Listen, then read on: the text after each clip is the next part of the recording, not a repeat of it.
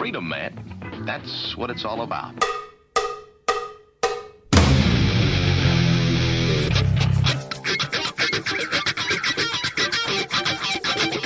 You've got to groove on freedom, like the good book says.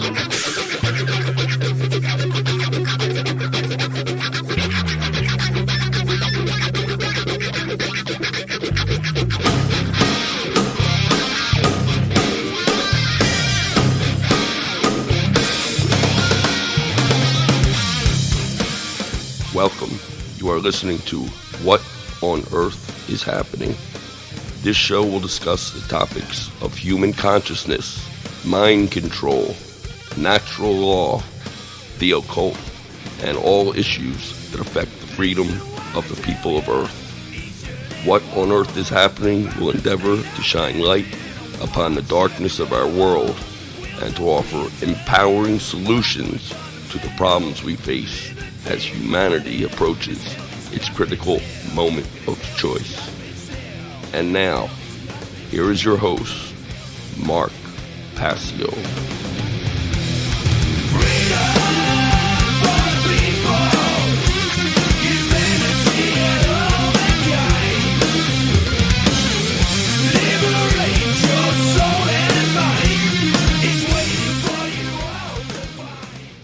Welcome one and all, you're listening to What on Earth is Happening here on Republic Broadcasting. I'm your host, Mark Passio.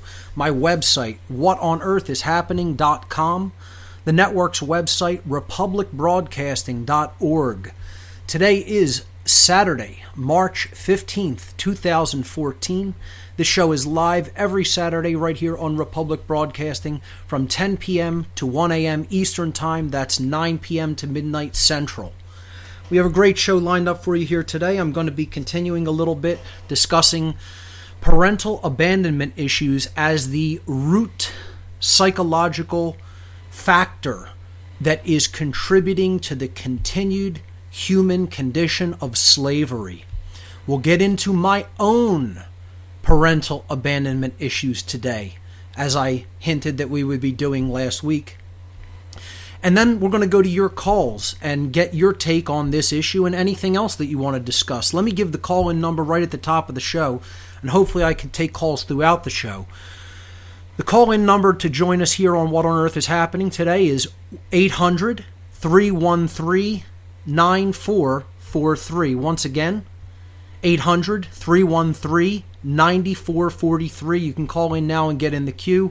And as I said, I'll be reviewing a little bit, getting into my own parental abandonment issues that I've worked with and hopefully conquered completely.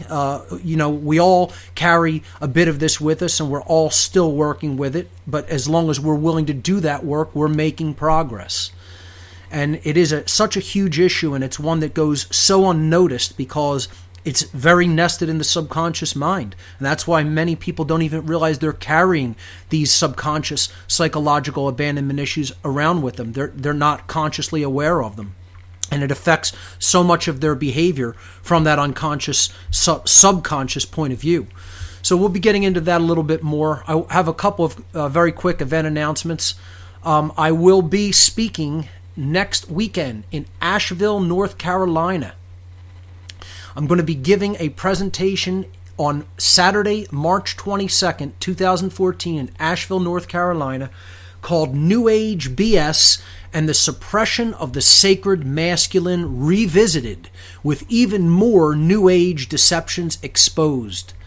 So I'm billing this as a presentation to ask the question to people out there, are you truly awake?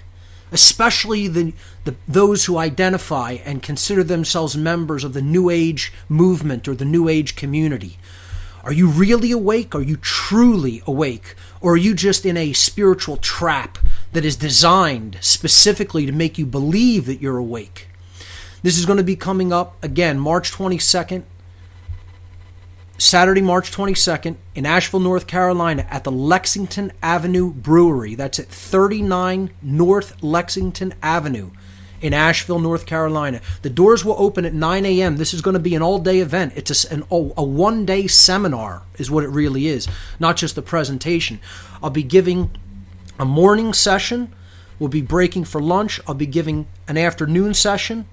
We may or may not break after that. And then there's going to be an extended question and answer session where people can ask me any questions about my take on what I've presented there that day or anything else about the New Age movement that they want to talk about. So the advance tickets for this are only $7. You could get advance tickets by calling 828-782-0840. Once again, for advance tickets, only $7. 828-782-0840. You could also email iwalkwithpurpose@gmail.com. Once again, the email address for advance ticket requests, iwalkwithpurpose@gmail.com. At the door tickets, only a $10 donation. So only $3 more at the door. You can't beat that price anywhere for an all-day seminar with information that I'm going to be presenting that people absolutely need to see and hear to understand how the New Age movement is a deliberately crafted religion. I call it the religion of standing down, to get people to stand down from taking right action in the world and believing that everything is just okay and is going to magically work itself out. It's a huge deception. A lot of people are wrapped up in it. And if people come out, they will gain a lot of clarity and discernment regarding what this entire movement is all about and how to get your mind free of the trap of the snare that the New Age movement wants to catch your mind in. So once again, that's next Saturday, March 22nd. More likely than not, I will not be broadcasting live next weekend. Okay, next Saturday. We'll probably be playing a replay. Should conditions be very conducive to broadcasting a live show, maybe I'll do a live show from Asheville, possibly. But right now, my leaning is I'll probably not be live next weekend. So we'll see what happens. The other quick event announcement I have is that I am, as many listeners will know, I am on a juice fast in an attempt to cure my diabetes once and for all. I have type 1.5, or what is known as latent adult onset of juvenile diabetes. They call it LADA, L-A-D-A, or it's been called type 1.5 diabetes. It's juvenile diabetes that comes on slowly in adulthood. This came on when I was in my early 30s over a period of time. I was diagnosed with it finally, and I've been largely insulin dependent. However, I can control this with diet. I have, and I've done a 30-day raw food diet in the past, which has basically knocked the diabetes down for several months, and it didn't slowly creep back in for another several months. A lot of people talk about that, you may have to do these reboots of the gastrointestinal system and the endocrine system so many after so many months, and just do another raw food diet for a 30-day period. I've done some research and come across a lot of people reporting different types of diabetes cured as a result of a extended juice fast. So I started this fast a few weeks back thinking it was only going to be a 10-day fast as I've done before.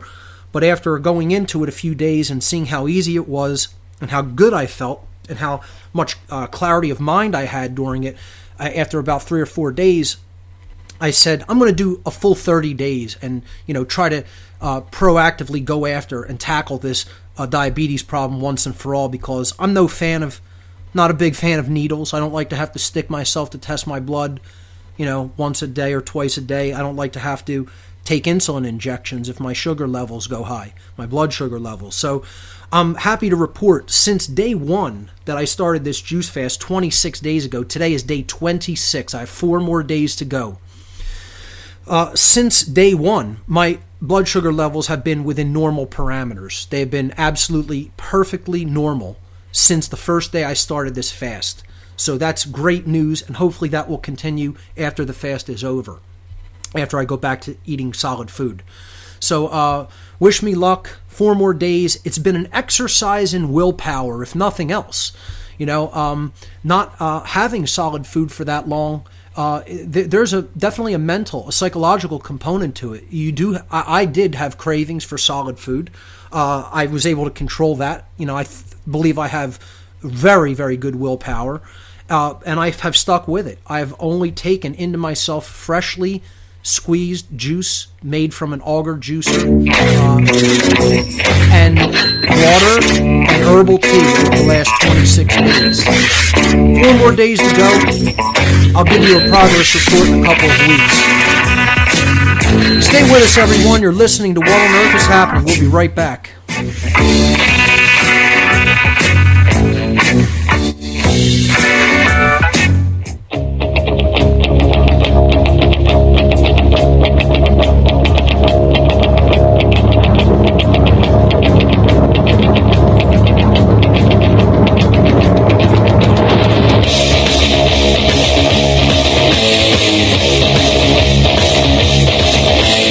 Welcome back, everyone. This is What on Earth is Happening here on Republic Broadcasting. I'm your host, Mark Passio.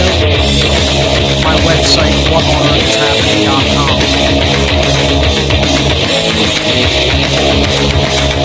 So, let me get into a little bit of a review from the material that we covered last week.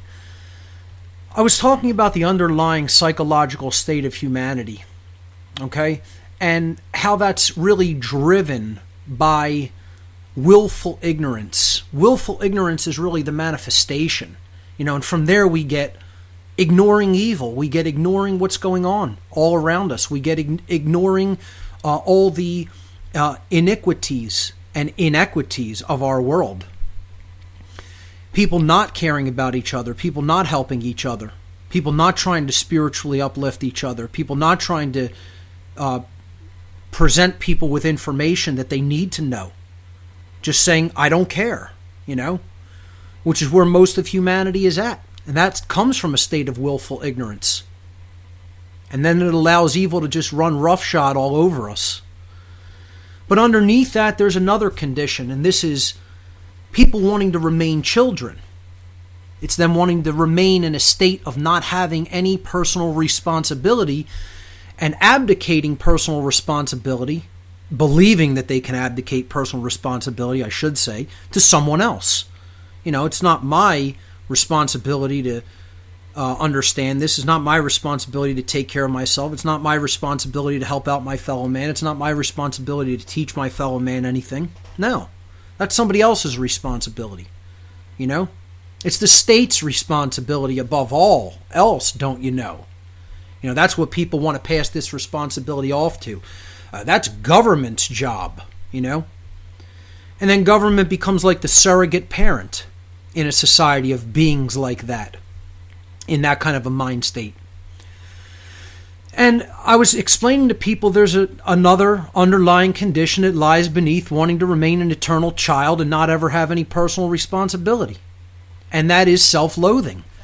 A people cannot truly love themselves if they don't want to grow up and take care of themselves. How could they possibly love themselves? It's not possible. People will hate to hear that said directly. And I understand that. I get it. Believe me, folks, one thing I'm not, regardless of whatever else you may think I am, I'm not naive. I'm not a naive person. I know exactly where the psychological dynamic of humanity is at. I told people last week I will often know what's going on in somebody's mind where they will not. Because somebody who has studied psychology at the depth that I have at this point, you can know things about people that they don't know about themselves because they've never drudged up these issues, these psychological issues, and worked with them and dealt with them and confronted them, let alone studied them in depth. So I know what people think when I say that we're a self-loathing species. I get that they're in denial. They're in psychological denial about that. They don't want to hear it. Does that make it untrue? Absolutely not. It's true nonetheless. We are a species in self-loathing. Because only a species in self-loathing, in the aggregate, I'm not saying everybody is. Don't confuse my words. I'm not saying every single individual. Plenty of people have true self-respect. Not nearly enough, but there are many who do. But as in the aggregate, when we're talking about the whole species of humanity on Earth, it's a paltry few in percentage-wise. Okay? So what I'm talking about here is aggregate numbers. The vast majority, the vast percentages of people are in a state of psychological self-loathing. Subconsciously. They don't have to think consciously, I really don't like myself. Most people don't have self-loathing issues at that conscious level and like want to kill themselves or say that they hate themselves.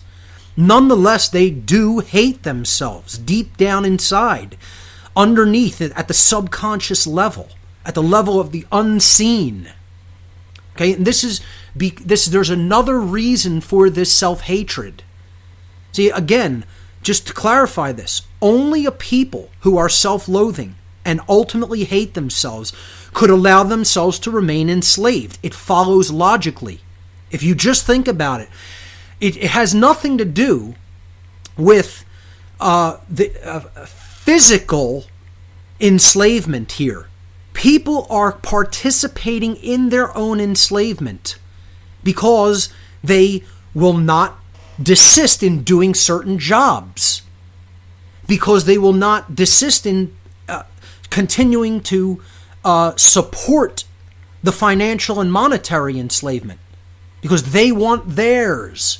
See, they can't transition to the mindset that there's only one family living on this planet. It's too far beyond their level of consciousness to go to. They can't make that fundamental understanding to transition into the level of awareness that there is no separation at the ultimate level. And I get it. Not everybody understands that. That is the one level of actual separation, consciousness. Whether people understand that we are really one, whether people understand that there is no such thing as authority and no one is higher than anybody else. And that doesn't mean there aren't people who are at higher levels of awareness and consciousness when it comes to these truths. And I get it. That may sound like total alien language to some people listening out there because they're not there yet. They're not at that level yet. I get it. Once again, I'm not naive enough to believe everybody's at the same level of consciousness. I'm telling you what the truth is, but I'm telling you not everybody's going to accept that or understand it. They're going to look at you when you try to explain it like you have 3 heads growing out of your neck. Okay? Don't make the mistake of believing people are on the same level of awareness when it comes to the solutions, to what really needs to be done, because they're not. Most people can't even comprehend that language, let alone really understand the level of consciousness it's going to take to get there. You know, it would literally, with some people, be like trying to explain arithmetic to a dog. Literally. And I'm not saying that to insult people. I'm saying it because it's true. That's the level of consciousness they're at. So, this self-loathing condition is what has to ultimately be repaired. Now, that's not easy work. That's not going to be easy to do, because the conditions are holding people in self-loathing as well. Not just their psychological framework or mindset. The external conditions in the world are continuing because these people don't have time to work on themselves. They're too busy doing things for survival needs, you know? Let alone, they're barely scraping by with basic survival, let alone thinking about deep nested psychological issues at the subconscious level. They're not looking at themselves. They're doing everything they can to avoid looking at themselves in many cases. So this self-loathing, only true self-respect can heal it. Breaking out of the abuse victim cycle, saying, no, I don't need to continue to think about it as I need to come out on top. I don't need to think about it as I need to do what's been done to me or what's been done to other people to propagate the same cycle of abuse. We have to get out of the abuse victim game, out of the mentality. Get out of the mentality of wanting to be an abuser and wanting to continue to be abused. That's what real self-respect is. We'll pick this up on the other side. Stay with us.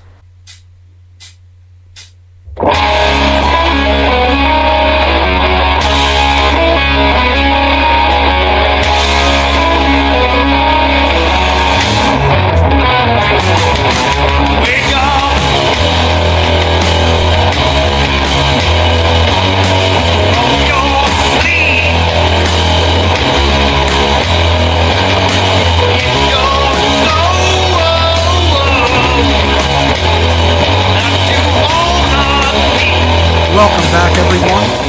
You're listening to What on Earth is Happening. I'm your host, Mark Passio. We were talking about self-loathing issues that are subconsciously embedded in humanity's collective mind.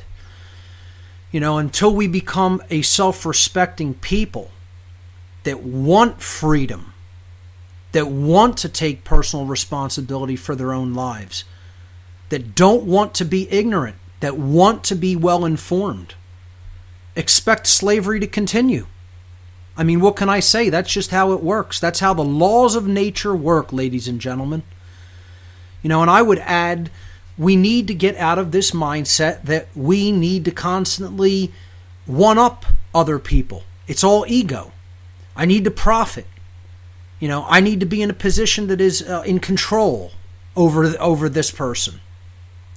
It's all ego-based. People will say, oh, it's just survival adaptation. No, it isn't. It's called the ego run out of control and the ego owning the mind. Not being a part of the psyche, but owning it. And that's what people have to understand. The psyche isn't there, the ego isn't there to be obliterated. The ego is how you lift food and put it into your own mouth instead of, you know, trying to put it into somebody else's mouth or throw it on the ground. The ego is what allows us to use a tool to assist ourselves and make our lives better, to invent technology. Okay? I'm not telling you, I'm talking about the ego run amok, run out of control. That's different than just the human ego. The ego is there to be a tool, to be picked up, used, and then put back in the toolbox. Unfortunately, it has come to rule the house, and it owns us. You know, it has us all trapped inside of it. We need to get out of that state of mind control. We need to get out of that state of ego identification. All material I've talked about on past podcasts. You can go back in the archives. I tell people, if you want the best value out of this radio show, out of this broadcast, go back into the archives. Start at number 1. whatonearthishappening.com/podcast. Click the podcast tab on my site. Go back to number 1, listen forward in order at your own pace. It's a tapestry of information meant to be taken in as a whole in a linear progression. That's what you have to do to really understand what's going on this planet, to understand the solutions. And going forward, this issue that I'm going to be getting into a little bit more tonight, that underlies all of these other psychological conditions of willful ignorance, of the refusal to take on personal responsibility as an adult, self-loathing. What underlies all of that? Deep-seated, subconscious, psychological parental abandonment issues. And again, to reiterate what I was saying last week about the abandonment on the part of a parent, it does not have to mean that the parent was not physically there. The parent can be physically present and the child can still be abandoned or develop abandonment issues. Because if the child's emotional needs are not met, if their psychological needs are not met, if their spiritual needs are not met, that is still an abandonment issue that is going to be present for that child. The parent can still be there and not be providing any real nurturing in those capacities for the child, even if they're taking care of their physical needs. Does not make a difference. Physical presence is only one aspect of abandonment issues. Of course, abuse comes into this. The parent can be there physically providing for the child and still abusing them, and not necessarily even physically abusing them, emotionally abusing them, psychologically abusing them, passive-aggressively abusing the child. Okay? Instilling horrible thought patterns into the child, because that programming is where the child's going to eventually pull their self-worth from, especially if they don't, by nature, have some sort of a strong constitution, which usually a child does not. They're going to look to a parent for support, especially in the first 6 or 7 years of life. So we are all affected by these issues. Nobody can say that they're a perfect parent and provided everything that a child needs. Parents do their best. They try to do their best, at least good ones do. Okay? That doesn't mean we're going to be unleft with certain issues that are unresolved, that are nested in the subconscious mind. And this is for those of us who even had good parents. Okay? So, let me give the call-in number once again. Again, I'm taking calls throughout the show. 800-313-9443. Once again, 1-800-313-9443. Get in the queue. I'll go to your calls as they come in. I want to briefly, since last week we talked about these parental abandonment issues, we discussed the conscious mind versus the subconscious mind, how the role of the conscious mind is to scan the environment, make sense of things, organize information, plan, okay? The subconscious mind's role is quite the opposite. It takes care of automated bodily functions, instinct and fight-flight response, habits, initial emotional imprints, initial emotional responses to things. Its ultimate function is to protect the conscious mind from the re-experiencing of past traumatic experiences, because the conscious mind has this very powerful capability called imagination and visualization capabilities. So that imagination and visualization can actually be a bad thing if we relive horrible traumatic experiences. Then we're reliving that actually physiologically, and the body starts pumping chemicals into the physiology that can actually be harmful and can actually do damage to the internal organs and the brain. When we relive traumatic experiences that put us into fight-flight mode emotionally and mentally, it's called stress. It takes the blood away from the torso where the organs are. It takes the blood pumps away from the head, the brain. And it goes to the extremities where what we need for fight or flight, the arms and the legs. So it's a very physiological reaction, stress, reliving the past that is painful and traumatic, that was painful or traumatic. That's why the subconscious mind has this defense mechanism to protect us from that, by nesting it and burying it in the subconscious so we don't consciously think about it. But if we don't do the work to bring it up to the conscious level and deal with it, not necessarily dwell on it and keep, trying to re-experience it, quote unquote, okay, through imagination and visualization, but to work with the traumatic experience in a way that helps to heal it, emotionally heal it, mentally heal that trauma. This is very deep introspective self-work. I talked a little bit last week briefly about EFT. Emotional freedom technique is a tapping on meridian lines in the body that can help with this, and you could release forms of these traumas that are nested into the subconscious through an energy response similar to acupuncture. Very advanced technique, actually, that doesn't involve having to dredge the memory up in a imagination/visualization sense. But I'm not telling you there aren't people with the constitutions that can't do it that way, by going in and reimagining the experience. It takes a lot of self-control to do it that way, a whole lot, and not put yourself under immense stress. So we talked about this, and we talked about breaking out of the abuse victim cycle, this cycle of not becoming the abuser or the victim once a trauma has happened, last week. We also then briefly discussed political parties as what I called psychological proxies.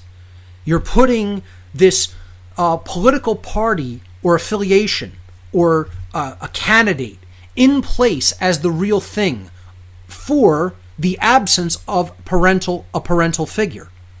We looked at the Democratic Party as providing a psychological proxy for the absence of the mother figure in a mother-child relationship, because the Democrats see government as, or the liberals or leftists, however you want to word it, want to see government as the nanny or the mommy, the nurturer and the provider that is absent for them in some way, in some respect.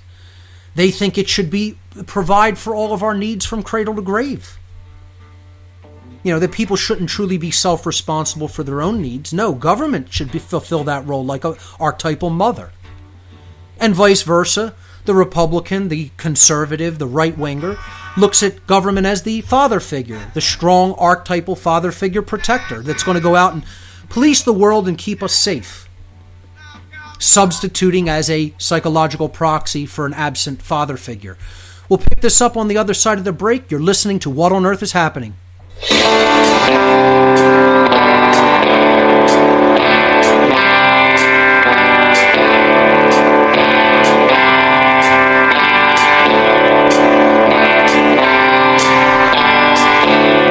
a code of silence that we don't dare speak.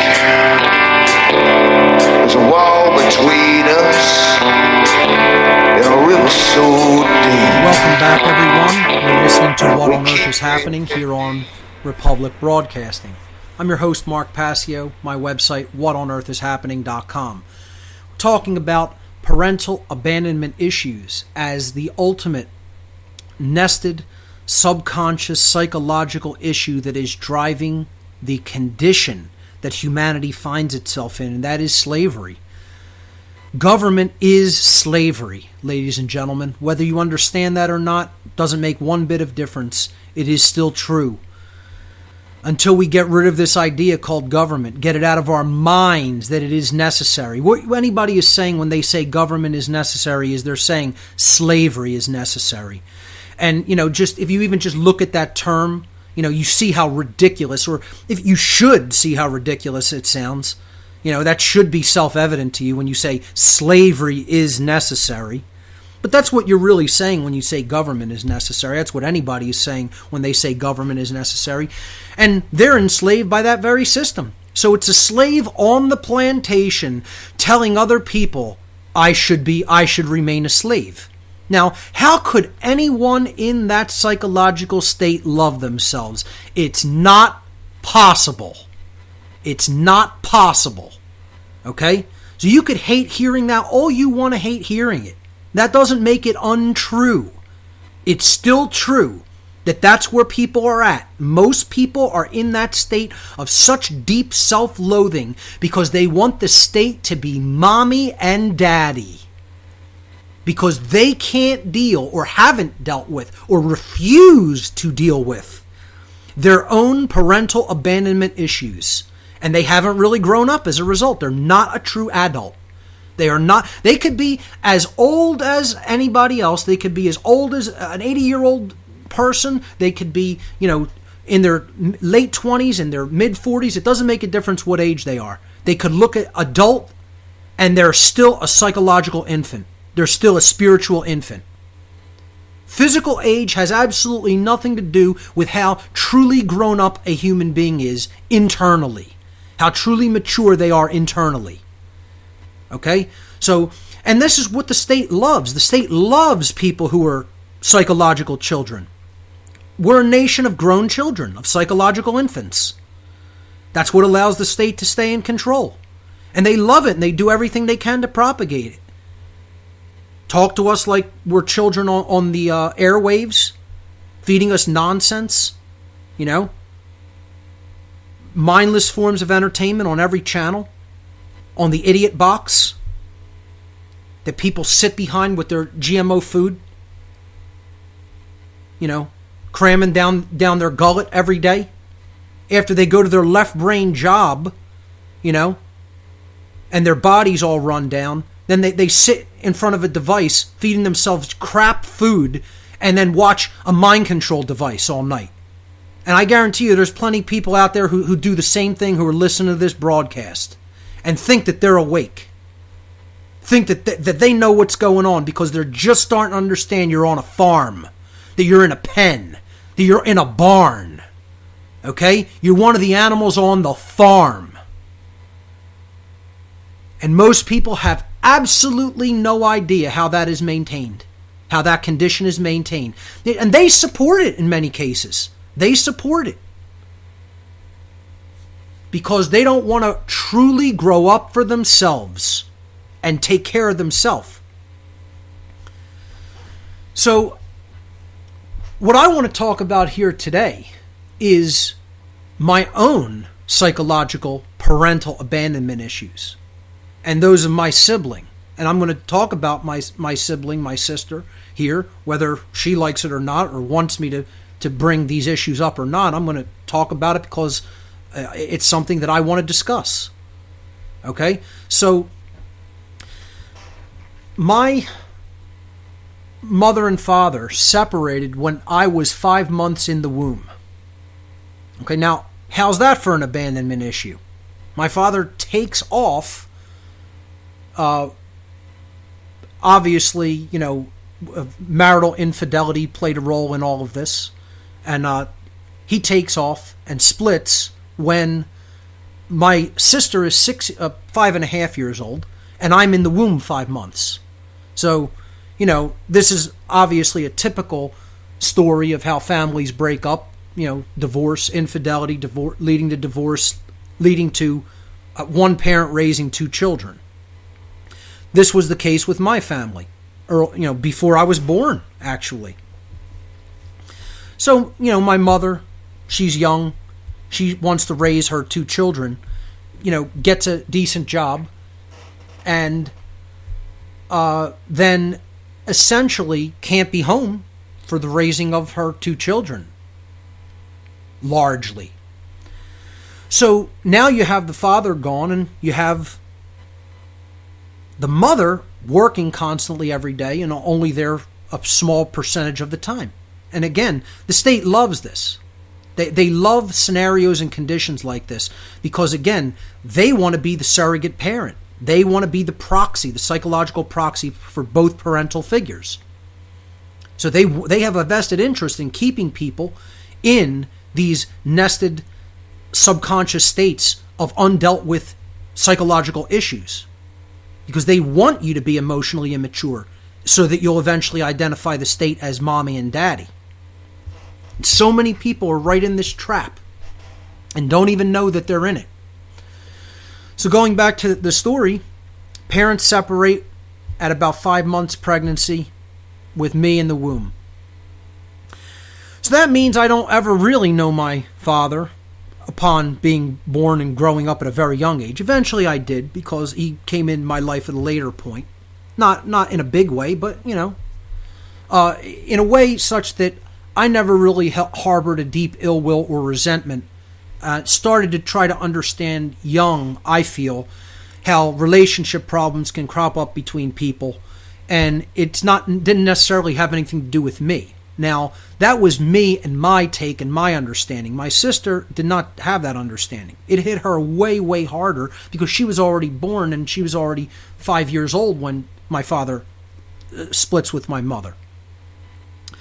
So now, again, my mother's working full-time, trying to raise us and support us, or at least provide for I shouldn't even use the word raise, I should say provide for our physical needs. Much different than raising. If people think that's all there is to raising a child, you have no idea what the word raising even means. Okay? I don't look like I don't look at it from a true perspective of what I understand the word raising to be.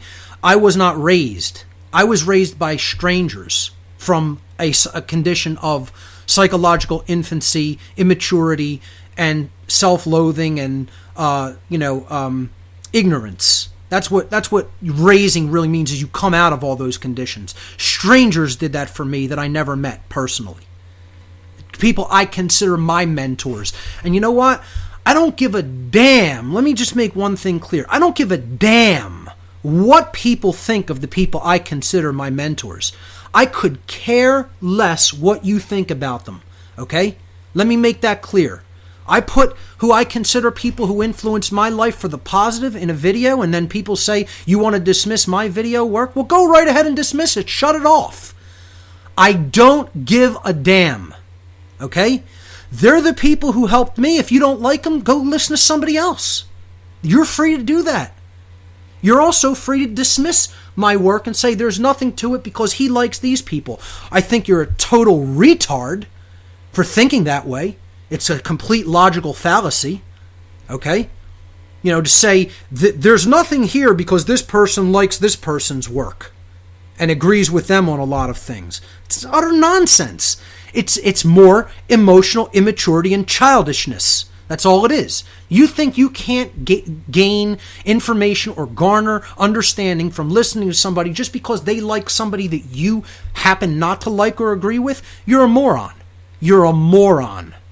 Okay? So you could say anything you want about who I list as people I like and my mentors and who I consider who raised me from a state of ignorance. You go right ahead and say it. You're listening to What on Earth is Happening, ladies and gentlemen. I'm your host, Mark Passio. We'll be right back.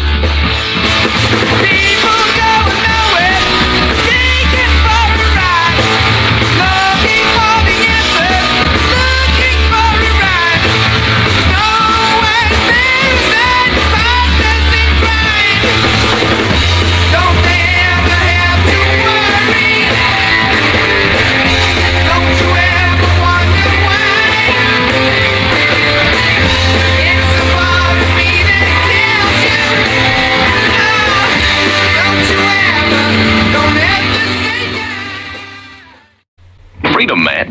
That's what it's all about. You've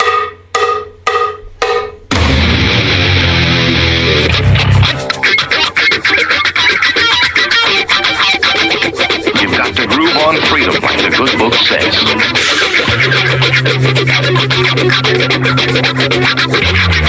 Welcome back, everyone. This is hour number 2 of What on Earth is Happening. I'm your host, Mark Passio. My website, whatonearthishappening.com. In the last segment, I was talking about my own family and the parental abandonment issues that myself and my sibling went through growing up because we were essentially raised in by a mother who was divorced. Our father left when my sister was about 5.5 years old. I was in the womb still. Yet to be born, and that creates a whole host of issues. My mother, again, had to take work and not be around for much of the day, so we were essentially living with our grandparents for much of our early childhood, and they would watch us during the day, and eventually I ended up essentially staying at that house almost all the time. So I consider like I was brought up by my grandparents more so than my parents because, again, my father wasn't around physically, my mother not really around much because she had to work to provide for physical needs and monetary needs for myself and my sister. So not to say, as I was saying last segment, that my mother didn't do what she could, and my grandparents didn't do an excellent job instilling a lot of good values in both myself and my sister. But I would still not say, as harsh as this may come off sounding, that these were the people who raised me. I was not raised by family members. My physical well-being was cared for by family members. Was I cared for by family members? Absolutely. That's different than being raised by somebody. Most people are not raising their children all over the world. They may care for their children, and provide for physical creature comforts for their children, but they're not really truly raising children. Now, what I mean by raising, again, this is a Masonic term. It means to lift up from a state of spiritual unconsciousness, to actually turn the unconsciousness that is a childlike condition or a actual child condition into an awake and aware adult, mature, responsible condition. It is to spiritually uplift a human being. It is to instill a true sense of morality, of the actual difference between right and wrong behavior into a human being with knowledge. Not with just how you feel it should be done, hoping you do a good job or having good intentions. That's what most parents are doing. They're flying by their shoestrings, okay? I'm talking about with actual knowledge, raising someone from an unconscious condition to a conscious condition. That's what it means to quote unquote raise somebody. And parents in the United States and all throughout the world, they're not raising their children a damn bit. Not a bit. Who I consider now again, these are people who physically took care of my needs. Different than raising. I was not raised in my childhood. I was not raised until I was about close to 30 years old. I would say I began being raised in my late 20s. And I was finally, I would consider raised by the time I was maybe 30, 32, 33, something like that. I'm 39 now. Going to be 40 this year, this summer. So, who raised me? Who really raised me? People I've never met. People I've never met in my life.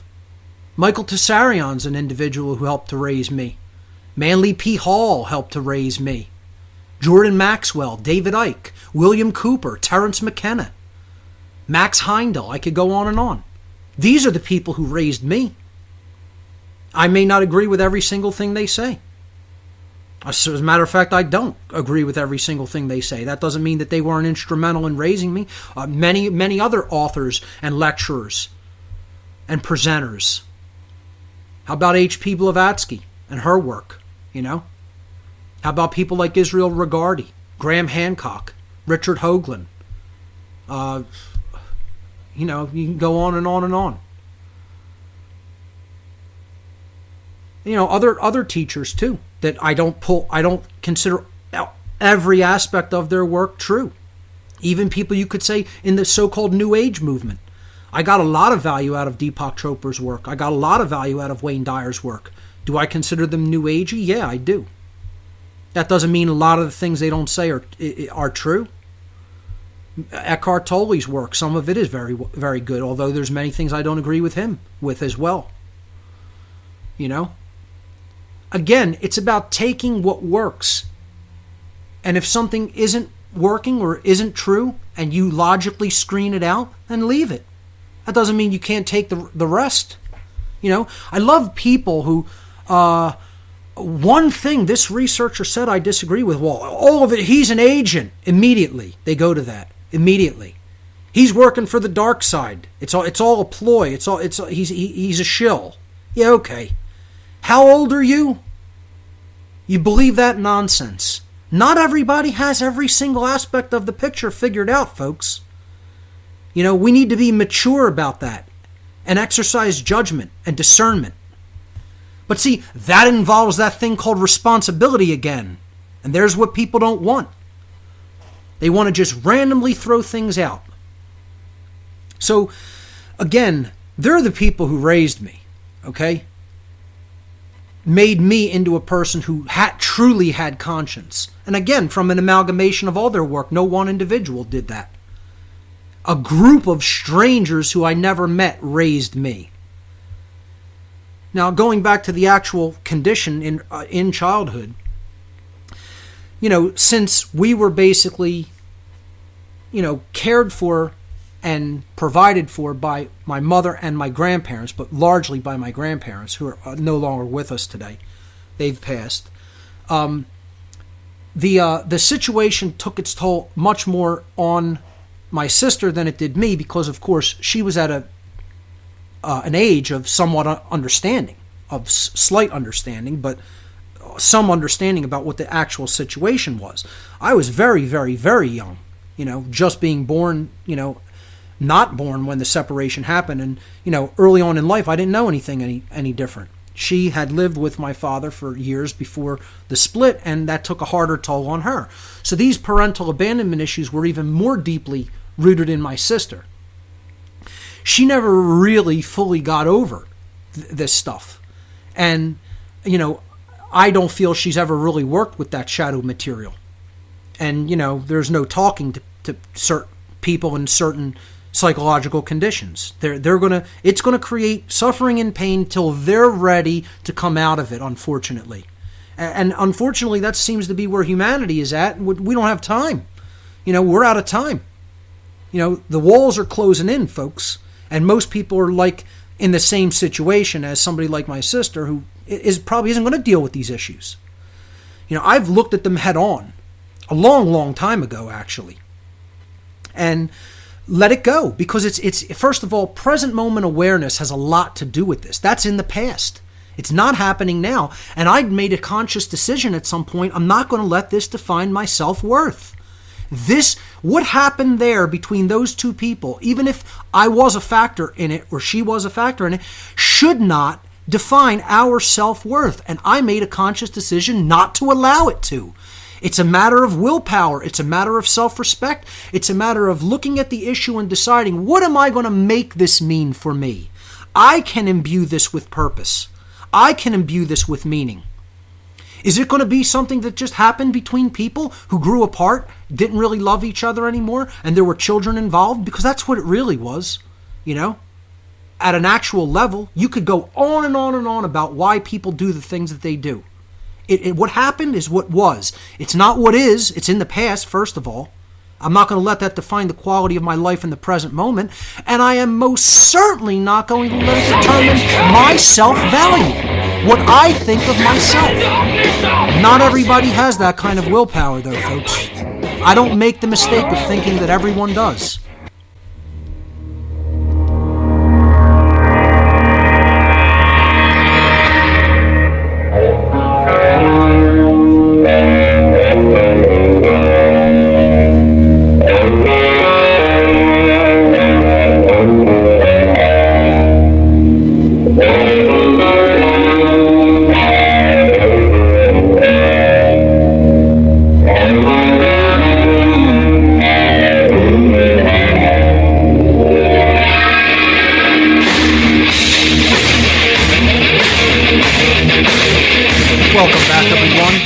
Listening to What on Earth is Happening. I'm your host, Mark Passio. My website, whatonearthishappening.com. I don't want to spend too much more time on talking about this situation other than trying to help people to understand how this will set a precedent in your life if you let it. And most people have let that happen. They're not looking at it from a perspective of clarity and understanding. Okay, they're letting it color their opinion of themselves and their self-worth. And I'm not trying to tell you everybody's going to have the strength to immediately see a situation in that light. There a lot of times when you're young, you don't have enough knowledge to do that. See, I guess I was more insulated from the situation because of my extreme young age.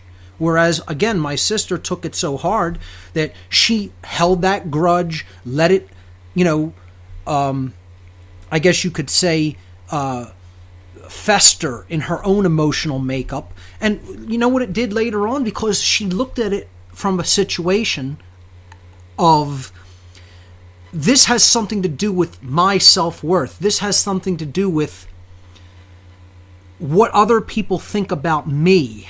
And therefore, I'm going to think a certain way about me, possibly maybe less than I should.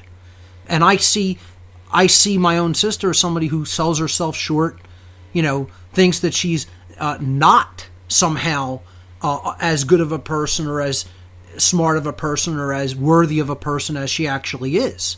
And in many ways, she has let that very early happening in her life color a lot of her own self-worth and perspective on herself.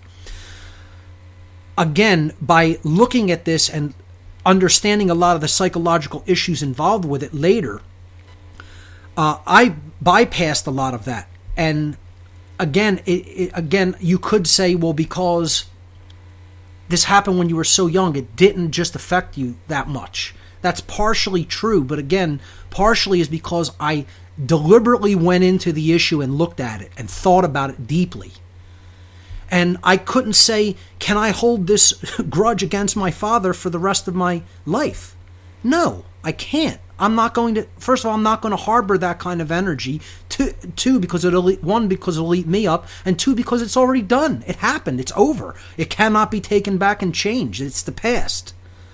Okay? We can decide what we're going to do now. So now, am I going to look at that and say, well, that somehow means I'm not worthy, or he left me because I wasn't good enough? No. I'm not going to let that color my self-worth. Just not going to allow that. I am in control of my own self-worth. I really recognize that from a young age. I am going to determine what I think I am worthy of. Nobody else is going to determine that for me. And you know what I think I'm worthy of? More freedom, more happiness, more understanding, more knowledge, more peace, everything, more of everything that's good. Why would I sell myself short and think I'm not worthy of that?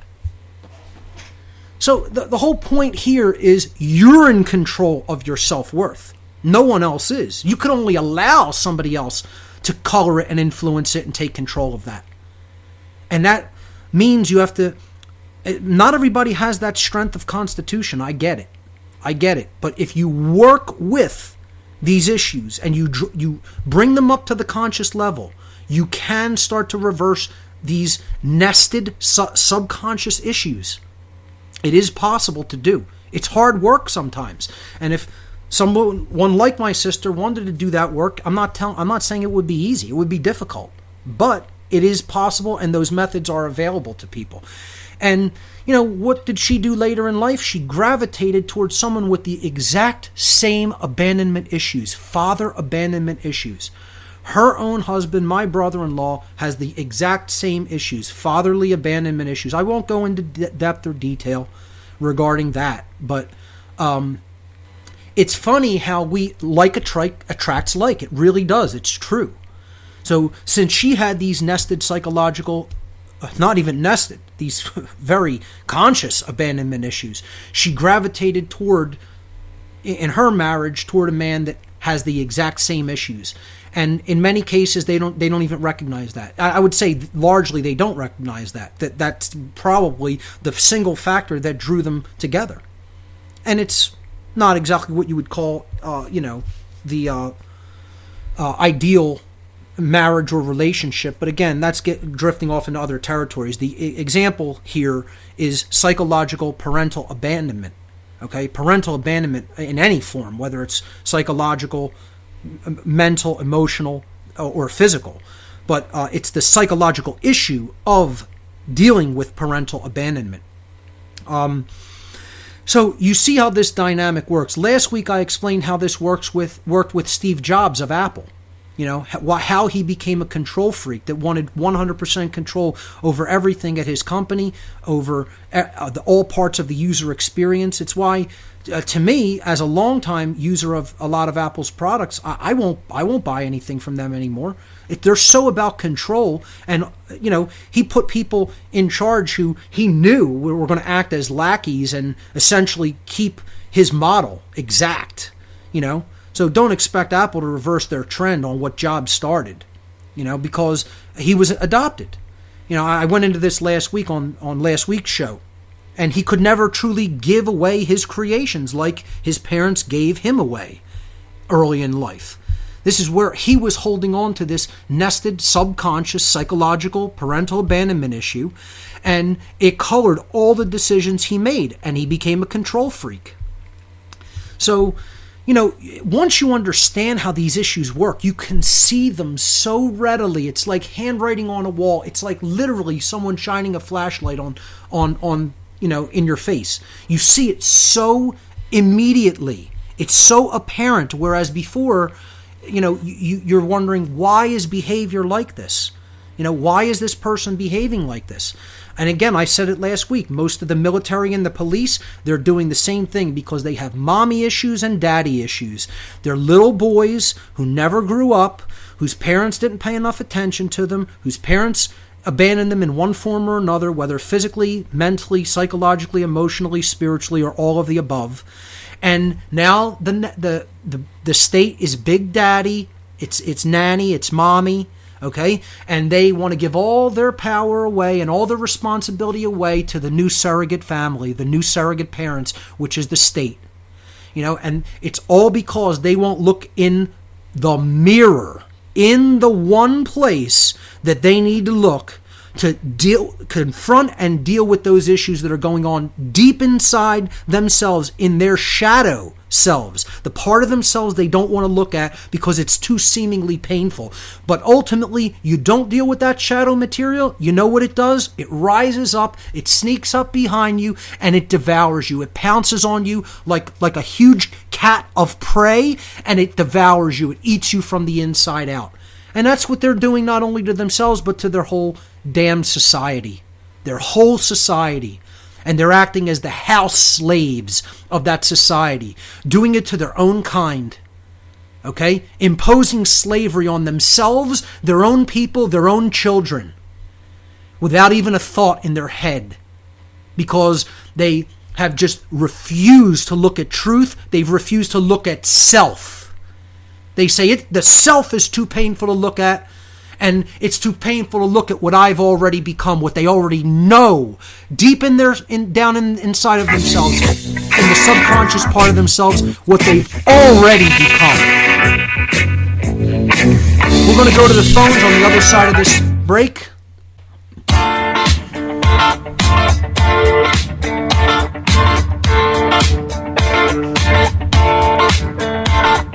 We don't need no education.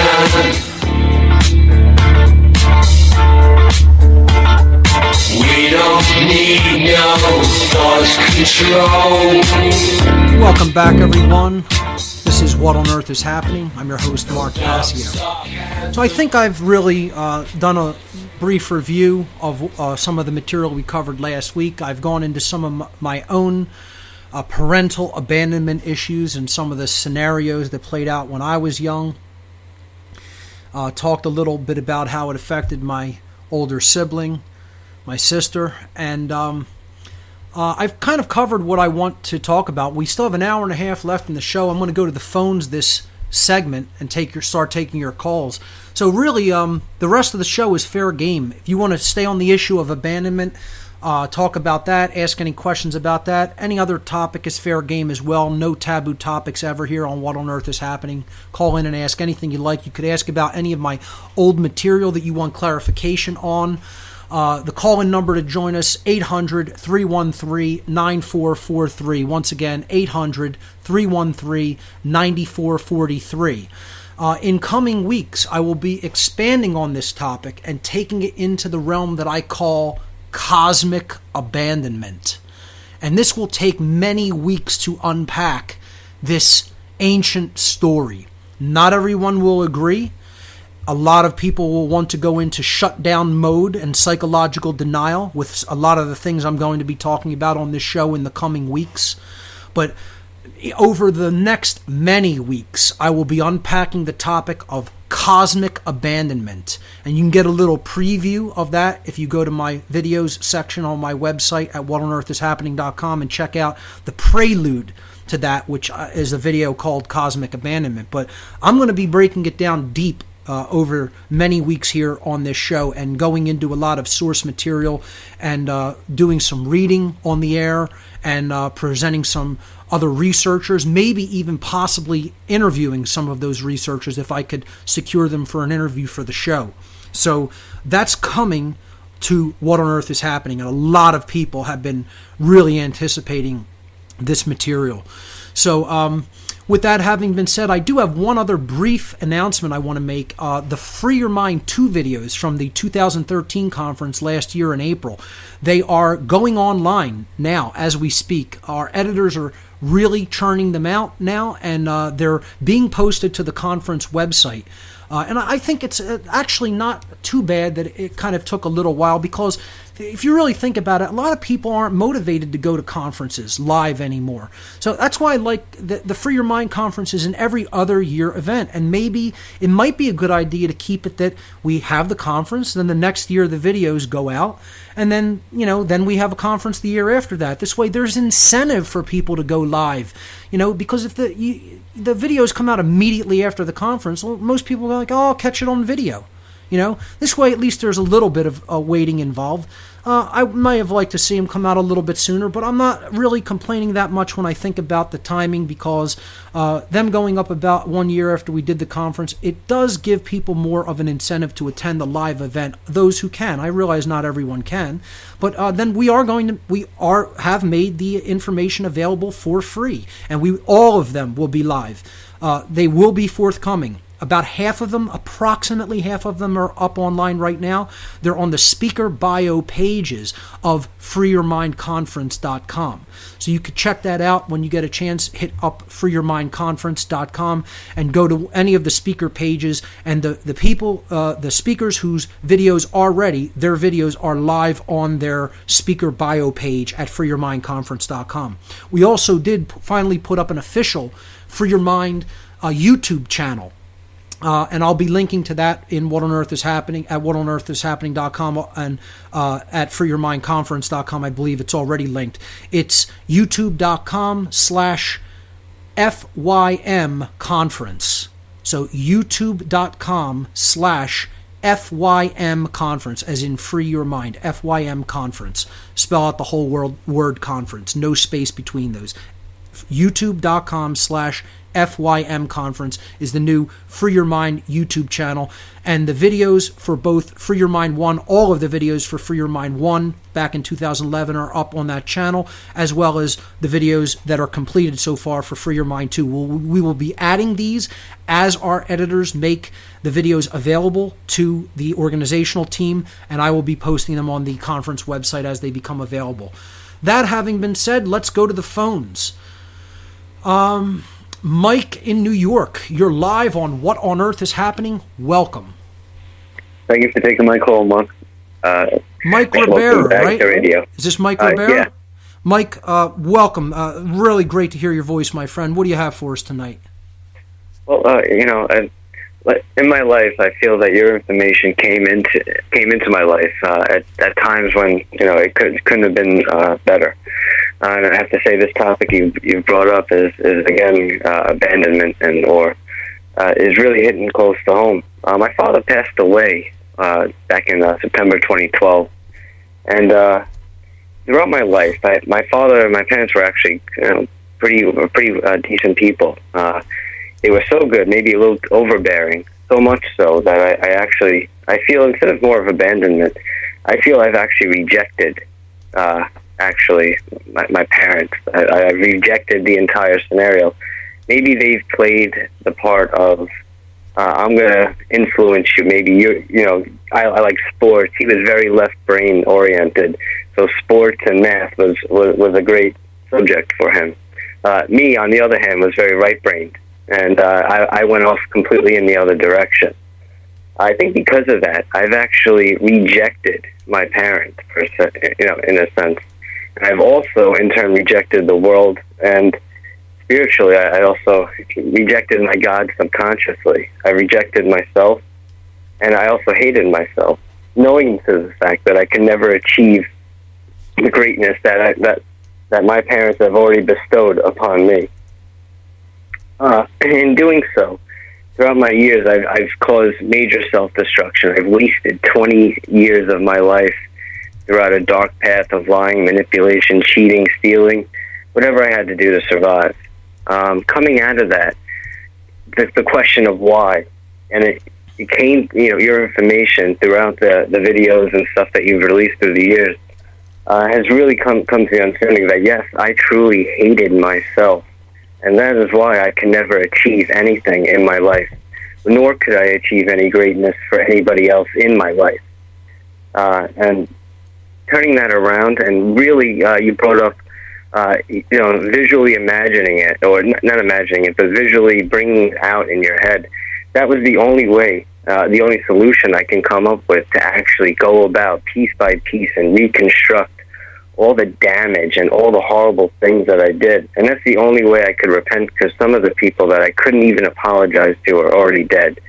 And how do you deal with that? Now, could you hang on it? Could I have hung upon this deal my whole life and always hated myself for it? No, but I have to, by improving myself and improving the people around me with true knowledge and trying to enlighten them in any way I can. As you say, get in front of them, get loud, and don't go away. I've been thrown out more than I've been asked to stay, but that's okay. I have the strength to actually deal with these situations through the information that you have come out with, and I couldn't feel that your information couldn't have been more timely, and I thank you for that. Well, Mike, I thank you for that, and I want to say you're doing a great job in not only dealing with those issues, bringing them to the fore, bringing them to the surface, out of the subconscious mind and into the realm of the conscious, first of all. And secondly, it is all about standing within truth. As you're doing, you called it repenting, and that's really what it is. You're atoning. You're making up for the lack of that responsibility earlier on in your life. And you may not have been as knowledgeable, you may not have been as mature, but when you did develop that knowledge, when you did develop that maturity, that personal responsibility, you ran with it. You took that ball, you ran with it, and now you're taking that information to others in an attempt to help them. And like you said, you can't undo the past. No one can. What's done is done. You can't beat yourself up over things you did. I look back, there's a million things I could have done differently that would have saved me from all kinds of suffering. But in many ways, that also helps us, that informs who we are now, those experiences, if we have learned from them, become valuable helpers and assistants to us in the work that we have to do now. So, and that's the key, that term, if we have learned from them. Suffering is all futile and pointless if you learn nothing from it. But if you learn from it, and then you adjust your decisions and actions accordingly, it can be a very powerful teacher in your life. And that's what you did. You didn't let that go to waste. You employed it because you allowed it to change you for the better, and then you ran with that ball and did the work that you really came here to do, which is speak the truth to other people. So I thank you for doing that. Great call. As always, great callers here on What on Earth is Happening. We'll have more of your calls until the end of the show today. You're going to make the content for the rest of the show, folks. You're listening to What on Earth is Happening. We'll be right back.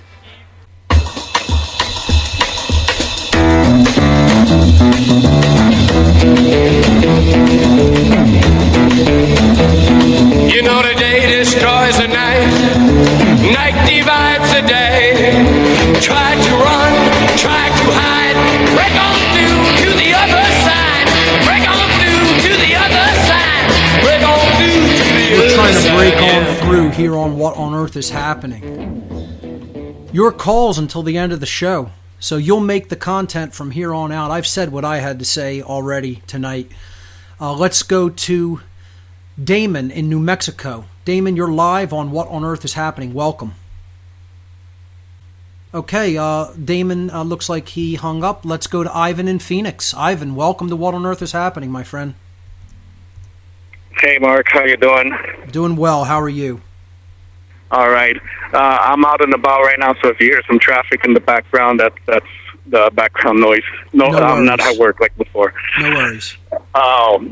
So I just got into the car and on my phone started listening to your show for like the last 45 minutes or so. And it's, again, pretty much we have this thing of synchronicity. Every time I'm listening to you, there are things I bring up that I was just doing. Like you mentioned being raised, the ones who raised you, and you threw out David Icke. Last night at work, I went back in my old podcast archives and listened to David Icke. Was it Lion Sleeps No More, Humanity Get Off Your Knees? Oh, yes. So that whole 6 or 8 hour thing. And it's incredible that after listening to you for the last year and a half, 2 years or so, going back to David Icke, it's different now. There are things that he brought up in there that I agreed with, but I was surprised that there were other things that learning from you or being raised by you that I didn't agree with anymore, that I can see where he had certain like limitations, that he wasn't going as far as you were taking it. And I think last year at the conference I brought this up to you, that listening to other people, it seems like you and listening to you, we've surpassed the research of other greats. And that goes to that saying of we stand on the shoulders of giants. That's right. They laid down the foundation, but we take it further. If it That's wasn't for them, and we many will wouldn't come be able along to and go take where it. we're at. Many will come along and take it further than us as well, Ivan. That's how it's supposed to go on and build up to greater and greater levels of awareness and consciousness. So, eventually someone will come along, eclipse what I or anybody else has done, what Michael Tessarion has done, what David Icke has done, what Jordan Maxwell has done. And I absolutely hope that they do and go way beyond it, because there's so much more out there to learn and understand. None of us have all of the pieces of the picture. We can see the general picture pretty well, and we could also envision the solutions pretty well. But there's always more to learn. There's always more to know. There's always more to understand. Yeah, exactly. And you bringing up that topic about raising, that's again synchronistic, because for the last couple of months I've kind of had this guilty feeling. I have a 15-year-old that lives with his mother. We're divorced, and sometimes I feel guilty that I'm not in his life as much, but yet I'm providing. He gets the child support. He has all the material stuff and everything, and I see that his mother and the person she's with now, they provide for my son, but they're not raising him. So even though I'm not in his life, right. Once you said that, you kind of relieved me, because when he's with me, I bring up, the lies of the schools and the governments and society and money. And he's still in the school, so obviously he has it coming from both sides. But at least I know that I'm trying to raise him properly. I tell him, yes, you have to go through the motions to, succeed and accomplish, but, distinguish what they want you to learn, and then this is the truth and society, the money and the way things are. So now I kind of feel better that I am trying to raise him properly, even though it's not just, he gets child support, so I did my part. Right, exactly. It can be so difficult with a child being raised by, separated parents, because often they'll get a lot of conflicting messages as well. One parent, or maybe the new spouse that one parent has taken, will teach a conflicting message than what the other parent will be attempting to instill in the child. And that kind of crosses the wires in many cases and leaves the child, especially if they're young and in a state of early cognitive development, very confused. It can be a real challenge growing up in, that type of environment of separation when it comes to the parents. And it really does affect the child on deep emotional levels and deep psychological levels that, stay rooted in the subconscious. And again, that should be confronted and dealt with as early of an age as possible, as far as I'm concerned, because the child really should be gently helped to come start bringing those issues out of the subconscious mind right away. Because what the subconscious mind is trying to do, even at that early age, is bury it deeper, nest it down. It wants to protect the conscious mind from the re-experiencing of that trauma. We have to understand, while that is a so-called defense mechanism, it is still allowing for those issues to go unresolved and undealt with, and then they become bigger behavioral issues later on in life. So just by the fact that we are aware of those issues is going to put us in a position of empowerment to start nipping them in the bud and tackling them before they become way bigger psychological issues that create very unstable behaviors or even lead to violent behaviors later on in life. Right, okay. And now one more part from my end. I've even though I'm already in my mid-40s and I'm learning all this stuff and pretty much absorbing everything you've put out and David Icke and everyone else, the last few months I've had this little personal struggle, because I can see the goal line, but yet I realize that the reality of the situation is getting there from here. Right. And I see you don't eat meat, vegetarian. I see Larkin Rose, he's an anarchist. I see all these different things from other people, and I know that's where I want to go or need to go, but then I'm also realizing that I'm learning this. There are people who don't even know this. So, yeah, I can take a break from trying to tell anybody anything and just work on myself, and who knows if that'll take a year or 10 years, but by that same token, I'm thinking, well, you know what? I'm in the same situation as everyone else. At least I'm aware of it, so I can work on myself and at the same time share this information with others and get them in the direction of anarchy or get cutting down their meat consumption and stuff like that. Now, let me tell you something. Let me tell you something, Ivan. That very recognition right there that you just laid out puts you well ahead of me when I started, because I waited for so long to talk about the things that I talk about. I knew the stuff that I'm talking about now for years before I started, and waited and waited and waited and didn't say a word. I didn't say a word to my family members. I didn't say a word to my friends. I didn't say a word to any strangers. Nothing. Didn't put it out there online. I was like in a shell, waiting, until finally I was snapped out of it. Somebody basically said, "What the hell are you waiting for, man? You need to be out there doing this." Your recognition that you need to be out there doing that while you are learning puts you so far ahead of the curve. I can't even express it. It's just, this is great to see. And, I just want to commend people that understand it's not just about working on yourself. It's about working on yourself while you work on others. It's an influence game that we are playing here. The awakening process is a game of influencing other people. We have to work on that influence on others, and that helps us to work on ourselves. See, speaking to others isn't just about just trying to influence them. That helps you to reiterate and refine your message, and it's sinking into you. When you speak it to somebody else, you're speaking it to yourself, and you're further solidifying it, and you're further learning it. So it's not just about doing that work on others. While you do it on others, you're doing it upon yourself as well. So just great observations and insights. Do you have anything else for us? Well, I always have a ton of stuff if I can just blurt it out, because my linguistic skills are not as sharp as yours. I can't just, spill it all out. But at work, I gave this lady the natural law seminar on 3 DVDs, the 3 parts, and she watched them, and she came back and she told me there was about 75-80% of it that she really liked. She didn't like the political kind of thing. I'm like, well, what political stuff? And she tried to explain, and I can pick up the emotional mind control. And I was like, wow, emotional mind control. She was attached to that. Everything else she was fine with, but the emotional mind control with the political. Well, who's going to do this? That common thing. Well, who's going to make the roads kind of thing? Like, wow. Ivan, we're coming up to a break. Thanks so much for your call. Always great to hear from you. We'll see you on the other side of this break, folks. Don't go anywhere.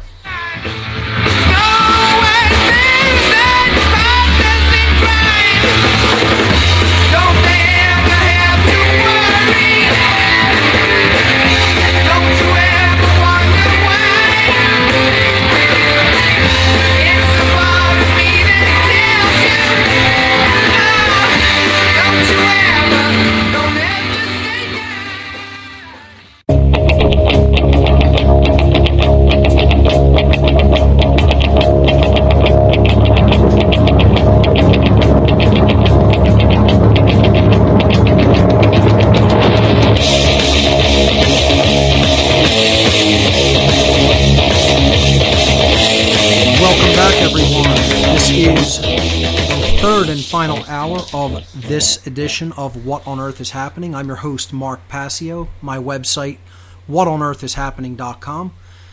Taking your calls in this final hour, so you'll make the content. I'm settled here with a nice a couple of juices I have going here tonight. I have a couple 50-50 blends I'm taking in tonight. I have a carrot cantaloupe blend. And let me tell you something, folks. If you haven't tried that combination of juice, go out and get a juicer just to put those two juices together, because you don't know what you're missing if you've never tried carrot cantaloupe. About a 50-50 blend between them. And leave the skin of the cantaloupe on there, because a lot of nutrition in the actual skin. Get organic, buy organic always if you can, and run that through your juicer, and man, absolutely delicious. I also have another little 50-50 blend going here of pineapple and apple, and again, just don't skin anything. Leave all the skins right on that. You get 100% of the nutritional value of the fruit that way, and it's just awesome. So again, I'm on day 26 of this 30-day juice fast. It's going great. I feel good. My mind is clear. I've dropped a little bit of weight. I think I've lost about 12 pounds on this fast. I have a lot of energy, and really looking forward to speaking in Asheville, North Carolina this coming Saturday, a week from today. My presentation, New Age BS and the Suppression of the Sacred Masculine. And hey, very synchronistically, while we're talking about that, let's go back to the phones, because in North Carolina, we have Frank on the line. Frank from North Carolina, welcome to What on Earth is Happening. Oh, maybe we don't have Frank. Frank, yeah, he dropped. Oh, there he is. How you doing? No, I'm sorry, he dropped. Oh, he did drop. Okay. All right, then let's go to Ray in Oregon. Ray, you're on What on Earth is Happening. Welcome. Hey, Mark. I'm glad you're doing this open forum thing. I got 3 or 4 questions to bounce off of you. Sure, go right ahead. You said all topics are open, right? Sure. Nothing that I just as a side note, I'm very familiar with what you're talking about, the abandonment issues and whatnot, and I think there's a good bit of learning to be done right there. But anyway, my question has to do with like on Anton LaVey. You sounded like you had quite a bit of experience in that particular realm. I was a priest in LaVey's Church of Satan. LaVey actually appointed me a priest in his organization when he took a look at some of the work that I was doing through literature and music in my past. And he actually contacted me because I was espousing the satanic ideology back in my youth. And he asked me if I wanted a priesthood in the church and to act as a voice piece of the Church of Satan. And I took that with great pride back then in my former mentality. And that opened up a lot of pathways for me in the dark occult. And it wasn't until a few years after that I became really deeply aware of that dark occultism was running this planet, was running the world, and these interlocked networks of dark occult orders were actually who were in the highest positions of power in all of the cultural institutions on the earth. Very interesting, yeah. Well, now, how does LaVey fit into that? Now, as I've read 2 or 3 of his books, and I'm reading Aquino's book right now, and I'm trying to figure out, LaVey seemed to me like a pragmatist, like a opportunist. He was seeking fame. Where did he start out that way, as just seeking the fame? No, he LaVey started out, I believe, as a crime photographer for a police department. He photographed. He was, somebody who photographed murder scenes, and he also had some connections to the Lansky crime syndicate. So the Meyer Lansky mob. Yeah, I know. Yeah, through his family, some of his family members. I believe his real name was Paul Levy or Anton Levy. I'm not really certain, but I know it wasn't Anton LaVey. That was like his pen name. But as I understand it, LaVey was really a what you might call a lapdog. He was someone who was asked to do what he is doing, to essentially recruit, but not fully recruit for these organizations. Again, if you listen to some of my work on Satanism and trying to help people to understand what Satanism really is as opposed to what they think it is, or this Hollywood variant of what they're espousing or trying to convince people Satanism really is, Satanism is an ideology. It's a worldview. It has 4 basic tenets. The 4 basic tenets are that self-preservation is the highest aspiration of man, and man's own self-interest has to come before anything else, regardless of who you have to step over to, again, get yourself to a higher position of power, influence, and control. The second tenet is moral relativism, the idea that there is no such thing as an objective right and wrong that exists objectively from perception, that we can make up based on our preferences and whims what right and wrong are. That's the second basic tenet, overarching ideological tenet of Satanism. The third is social Darwinism, which is the idea that the most ruthless in society have earned the right somehow to rule over the people who aren't ruthless and aren't vicious and aren't opportunistic and will do anything to scratch and claw their way to the top. It's a variant of macrobiological Darwinian theory of, quote, survival of the fittest, which then these social engineers took and applied to their own worldview and ideology. And then the fourth tenet is eugenics, the idea that since there should be a ruling class, but since their genes have gotten them there and keep them at the top of this ruthless pyramid of power, then they should have the reins over who lives and who dies and get to make the decision over who gets to propagate their genes or not. That's what eugenics essentially is.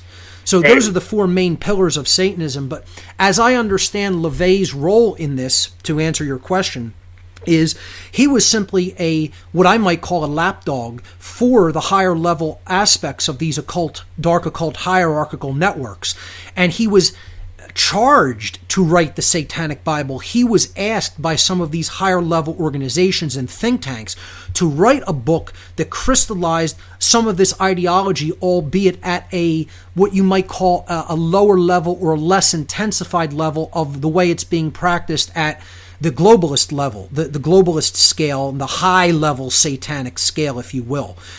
He was to do this, to send out psychological infiltration feelers out into the general public, so that the public members who were on the verge of turning into a secondary psychopath or had a secondarily psychopathic mind state, that they would identify with this ideology and want to become a part of it. That's how I eventually was reeled into Satanism and the Church of Satan and other satanic organizations and affiliations with other satanic organizations like the Temple of Set, the Order of the Vampire, the Order of the Evil Eye, Whitehall Church of Satan, and some other smaller groups, Church of Lucifer, etc. I had contacts and affiliations with many of these groups, and I was an official member of a couple of them, namely the Church of Satan, the Order of the Evil Eye.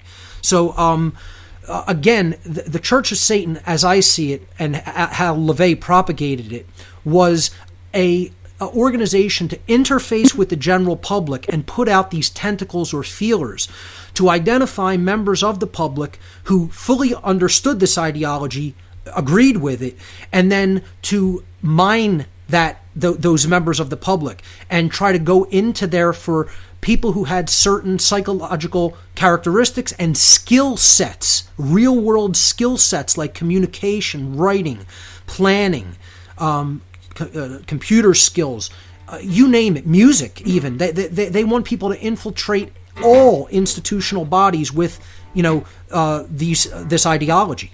So that's what LaVey's role was, as I understand it. Great question. If you want to continue and throw something else out there, another question or two, hang on through the break, and I'll have you come back up and ask a couple more, all right? Stay with us, folks. You're listening to What on Earth is Happening. We'll be right back.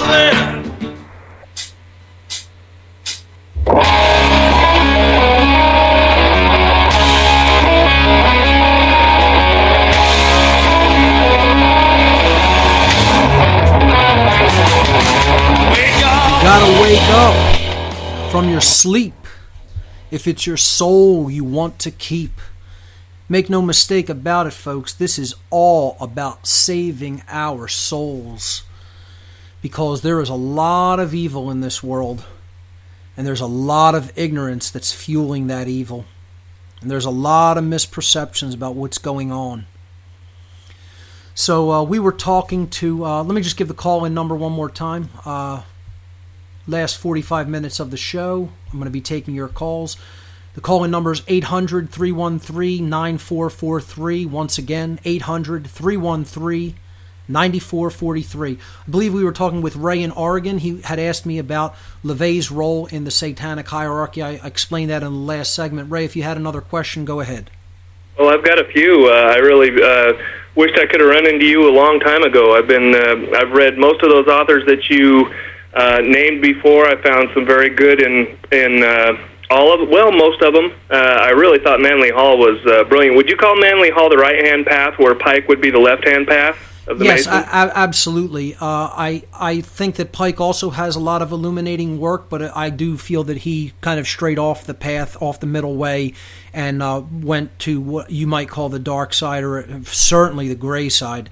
But I do feel that Manly P. Hall was certainly a true enlightened soul, and he also, I think he started on the left-hand path back in his youth and turned it around pretty quickly. He turned it around before he went very deep into it, and he really contributed in the way of spreading a lot of highly illuminated knowledge out to the masses of people, and I guarantee you the controlling class did not like that one bit. I certainly like Manly P. Hall's work, and if anybody is not familiar with him, you should 100% check out his books, and most of all his lecture series, which you can find online for free. Just type in Manly P. Hall lectures, do a torrent search for them. Type in Manly P. Hall lectures torrent. I guarantee you'll find them all that way. They're out there. They're out there for the taking. Just you could also, if people still want to do the ARC offer, I still make the ARC available. It's a 1 terabyte drive full of knowledge.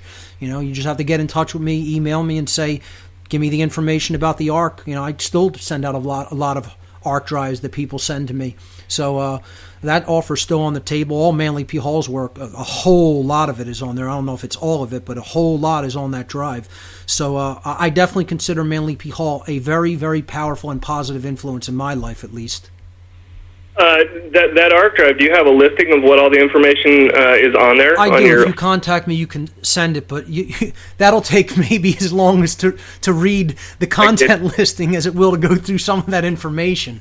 It's a lot of data. I think it's like 7,000 books or something like that, and there's like 20,000 MP3 files, lectures, and audio and radio, and then there's about 1,800 videos, 1,700 or 1,800 videos, something like that. It's crazy. It's literally a lifetime of knowledge in one hard drive. I was going to eventually expand it to 2 terabytes. I think I have something like 15 or 16 terabytes of data in this house, stored, archived digitally.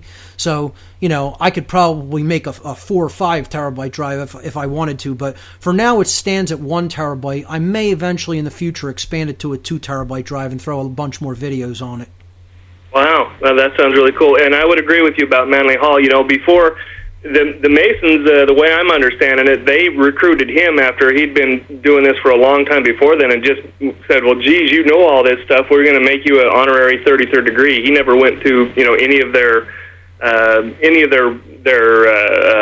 rituals or anything else like that. They just made him a 33rd degree. Yeah, that's right. Which in my opinion, that was done by a lodge that obviously understood the value of what he was teaching and probably espoused and taught true esoteric Freemasonic knowledge and the true esoteric Masonic tradition, as opposed to this diluted, watered down, old boys club of the modern lodge system of what would laughingly be called Freemasonry, which has nothing really to do with true Freemasonry, which has really been turned into a man's club of influence and control. And it's a disgrace to even call it Freemasonry.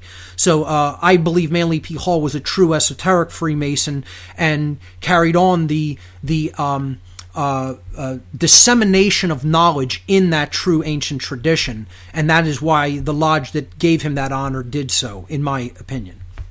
Yeah, I think you're probably right, and I agree completely with your breakdown of the Masons. I've gotten to many debates with many lodge masters and told them what they believe in, and they didn't even believe me that they believed in. I mean, it's right there in your doctrine, guys. Well, anyway. Okay, so back to LaVey. When LaVey, your answer there made a lot of sense to me, because I've been trying to pin him just who he was. Was he just the showman? Was he just looking for stardom? Because he got to mix with the stars, and he was on the Eagles album cover, and he got honorary mentions in all these different places and whatnot. So he was out there mining talent. That actually makes a lot of sense to me. When he was writing the Luciferic or the satanic rituals, he came up with one element or one being for each north, south, east, and west. Yes. Satan, Lucifer, Belial, and the Leviathan. Right. It was I had never seen those before and never heard of them since. I think he's the only one that is using that. Would you say that is true? No, I would say that this goes back to an ancient tradition of the four elements of earth, air, water, and fire, each one representing a different quality of consciousness. So in his system, Satan represented the south, which was desire, okay, which was, I would say these were, it was, your willpower too. It's what you wanted to get accomplished. Then you had Belial in the north, and that was like, he considered that like the war aspect. It was like, the willpower, okay? And then you had in the west Leviathan, and that would be the waters. That was like your emotional qualities. And then in the east there was Lucifer, and that was knowledge. So you had, similar to the tarot deck, you have the different suits of the tarot. You have the wands that would correlate with fire. You have the cups, which would correlate to water. You have the swords, they correlate to air, and then you have the discs, they correlate to earth.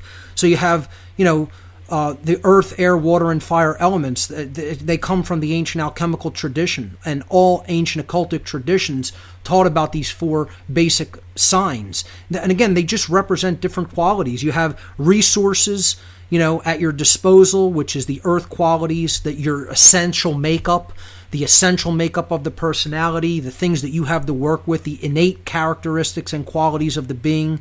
You have the air qualities, which are intellectual capacities, knowledge, your actual ability to use and employ intellect, not necessarily holistic intelligence, but just, cutting intellect.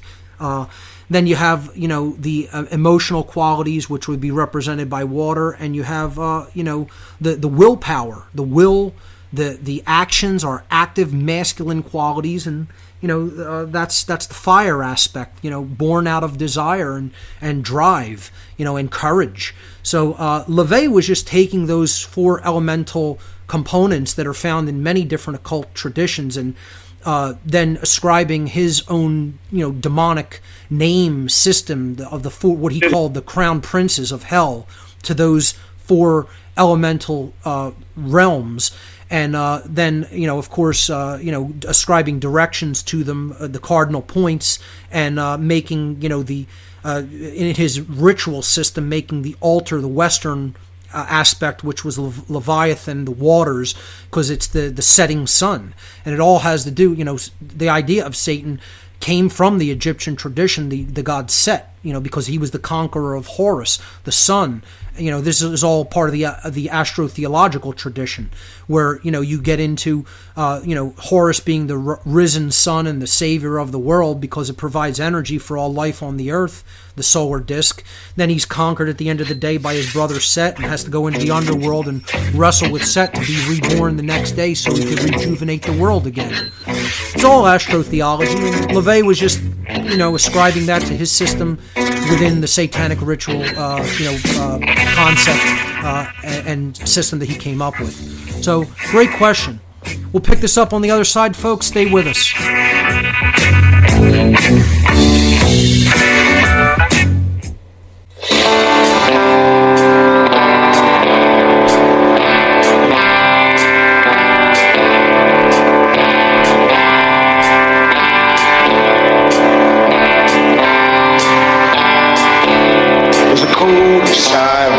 Welcome back, everyone. You're listening to What on Earth is Happening here on RBN. I'm your host, Mark Passio. My website, whatonearthishappening.com.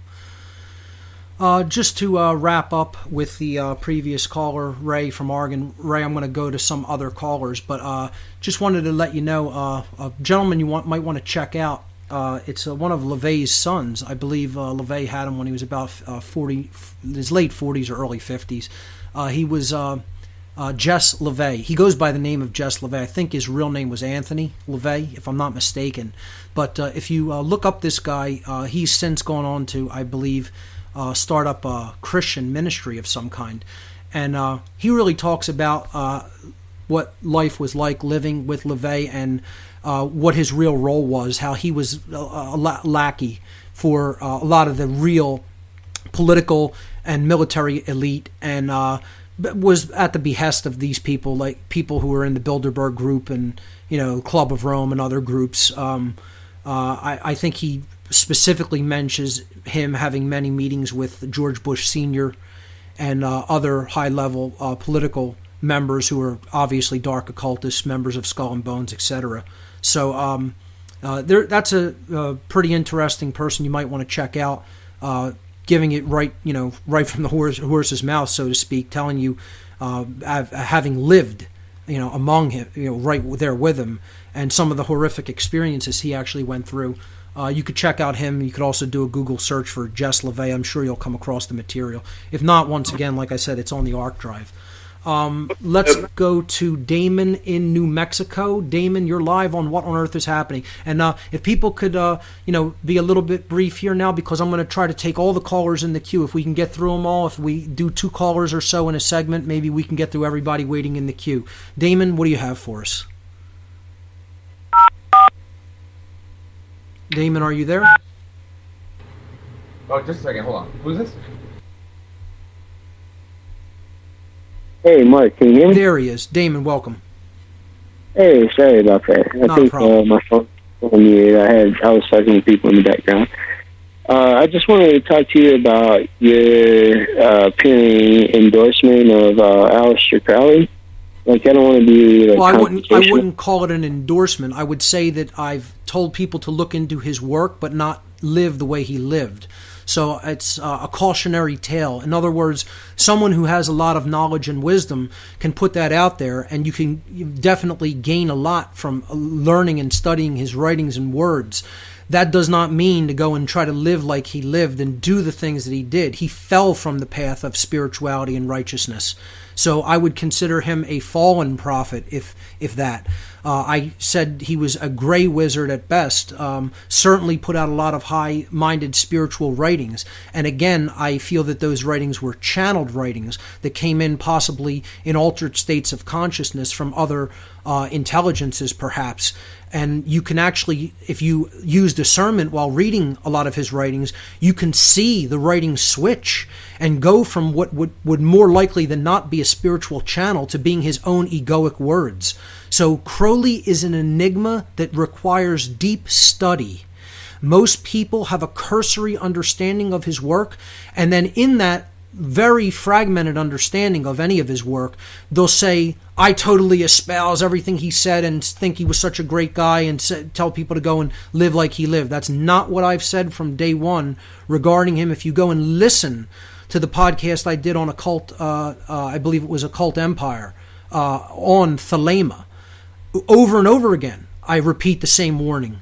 Look at his writings, understand the spirituality contained in the writings, which may not have come from the man. But don't try to live the life that he lived, because he fell from the path. I've said it over and over again. But with that clarification, you go ahead now and continue your point. Okay, yeah, like my main concern was basically how he says in Magic and Theory and Practice that sacrificing virgin children is the highest form of magic, and I just couldn't understand how anybody would try to proclaim anybody who would say something like that as any sort of person to look up to. Once again, that's more likely than not Crowley himself. Again, see, it's a very, again, it's an enigmatic distinction that has to be made, okay? We're talking about the man and his egoic writings, combined with writings that he brought through from a higher level spiritual intelligence. They're two different things. And in that instance, you are there talking about the writings of the man, which is obviously lesser and unconscious work and what I would call low magic. It's not conscious magic or high-level spirituality. Yet, in Crowley's writings, in the writings that he brought through himself, there is high-minded spirituality in the writings. If we read them with absolute discretion and with judgment and with discernment. That's what, again, it's not, I wouldn't tell a beginner to go to Crowley's writings. I wouldn't do it. I would tell people who have studied the occult for years, now start to study Crowley's writings. Because for a beginner to do it, they're going to come away with a complete lack of understanding. A total lack of understanding regarding him. Then they're going to paint anybody that says there's a lot of good stuff in what he put forward. And when I say he, wrap he in quotation marks. There's a lot of good stuff in what Crowley penned with automatic writing. Just like there's a lot of good stuff that Neil Donald Walsh penned with automatic writing. But I don't agree with everything Walsh talks about. And I consider him a new ager. However, there's a lot of very good stuff in Conversations with God. I wouldn't throw it all out and throw out the baby with the bathwater. Again, when it comes down to spiritual information, you have to use discernment and judgment. That's what responsibility is about. You can't say, I don't agree with this, so I'm throwing it all out. So I look at the example, could Adolf Hitler ever have spoken words of truth in his entire lifetime? Of course he could have. Does that make him any less of a megalomaniac murderer? No, it doesn't. Who would say try to live like Adolf Hitler? But if you quote something that Hitler said or wrote and it happens to be true, it doesn't matter who it came from. If it's true, it's true. Truth is objective. A mass murderer could speak truth, and then they can go out and do some mass murder. That's why I'm saying don't put me up on a pedestal. Take the information for what it is worth. If it is true, take it and run with it. If it's true, it can do no harm. If it's not true, it's going to do harm. That means don't put any individual up on a pedestal. I don't put somebody like Crowley up on a pedestal. He was a flawed human being that lived a flawed life, and he wrote some powerful stuff. And not all of it was good. And I've made that distinction, I think, so abundantly clear, I don't really know how I can make it any more abundant or clear. I thought I repeated it ad nauseum in the presentation I did with Bob from Cincinnati on Occult Empire, but apparently still the message, doesn't really get through or get filtered, because I think people selectively hear what they want to hear instead of what I'm actually saying regarding those writings. Listen to what I'm actually saying, not the judgment that you want to color it with. No one is telling you, certainly not I, to live like Aleister Crowley lived. That doesn't mean that a lot of his writings have very, very powerful value. So I hope that answers the question. Let's go to Fred in Iowa. Fred, you are live on What on Earth is Happening. Welcome. Hi, Mark. Hey, Fred, how are you doing? Real well. It's all Manny, the producer's fault. Anyhow, a week ago, he let me on air, and you were on. And I said to Manny that this guy's onto something. I believe what he said before I've even heard it. Manny does a great job. Okay, I'm going to ask you a question, and I don't want you to answer me until I give you some background. Sure, go ahead. Hey, what is your thoughts and your beliefs about God and the Bible? Now, don't answer me now. Okay, I went to sleep. I just woke up at 11:30, so I missed the show, but I've been on your website. I have a cardinal rule, and I do a lot of research, and that is the Word. And I got one other, and it's this. UFOs.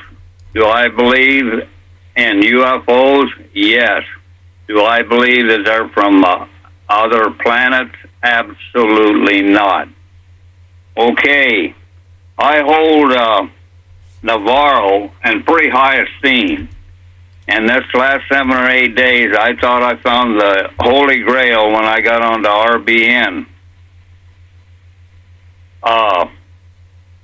People can be manipulated so easily. Even very intelligent people can be manipulated. And I'm kind of getting off the track and losing my train of thought. Well, you know what? We're coming up to a break anyway, Fred. I'll let you hold over there, and I'll answer your question on the other side of the break. Ladies and gentlemen, you're listening to What on Earth is Happening here on Republic Broadcasting. We'll be right back. To the moon, let's climb through the tide, penetrate the evening.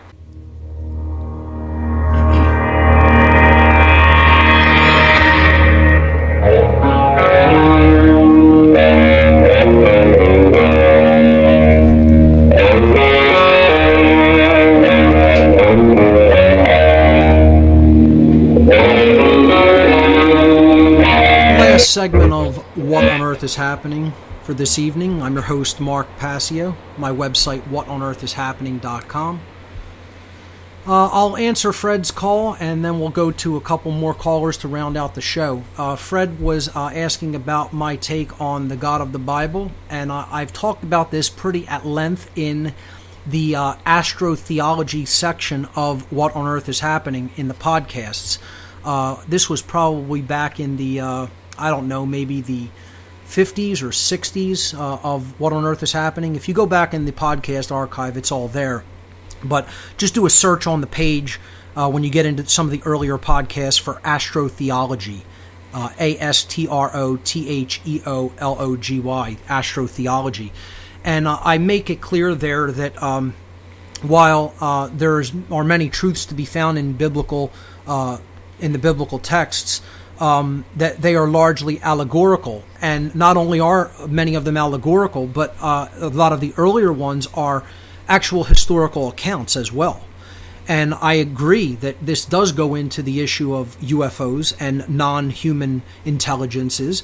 And I also agree that many of them may not be coming from other extrasolar planets. Okay? It's a lot more involved than that. And I would say to Fred, stay tuned to this show, because we're going to be getting into this in a big way in upcoming episodes of What on Earth is Happening, probably starting in a couple of weeks. Because cosmic abandonment is a issue that people really have to understand and research for themselves. And you'll really get my full take on what I think of the biblical stories about, quote, God and the gods on future episodes. And I think I'll leave that there as a teaser. So let's move on to Diane in Nebraska. Diane, you're live on What on Earth is Happening. Welcome. I heard you mention the All Is One tonight, and it got me thinking about Dr. Hugh Lin and his utilization and teaching of the ancient Hawaiian Ho'oponopono prayer. Since all is one, therefore we're all a causal effect of everything that happens. And I just wondered what your take was on that prayer, if you've utilized it, and if so, what kinds of results you might have experienced. You know, I'm not actually familiar with that. If you have any more info on it, please email it over to me, and I'll definitely check it out. But I absolutely agree with what you've just stated there, that we are all creating ripple effects through our behavior, through our thoughts, words, emotions, actions, all forms of our consciousness. We are intricately, inseparably interconnected. That doesn't mean we're not all unique individuals, and everybody isn't different and has their own unique capabilities and characteristics and are special on their own. But that means we are all contributing to the aggregate quality of experience here on this planet. And we have to understand that level of interconnectedness and get over this notion that there have to be winners and losers. We are all essentially in this together. And I tell people, one of the things, Diane, that a lot of people ask me is, how could you put forward the idea that there's no such thing as money, and that money is an illusion, and that money doesn't really exist in nature? I can't imagine how that would work. And so much is revealed just in them saying that. One, the imagination deadened. Two, their lack of understanding that we are all one family here, that we are all in the same situation together. Okay? I ask people, if there was a family living in the wilderness, okay, no technology, no civilization, and there was a mother, a father, and two children, would they develop a monetary system and then some of them not eat if they didn't have money? Of course not. Why? Because they're a family, and they would do for each other and provide for each other and care for each other as if the other member were themselves. That's the golden rule. We're so far away from that level of consciousness. Ladies and gentlemen, please do not confuse my statement of what is in reality with me thinking everyone is there. Because I know factually and definitively we are not even close to being there. We're so far away from that level of consciousness, it's laughable. It's laughable. But is that the truth, what I just stated? It is the truth, and that's where we need to get to.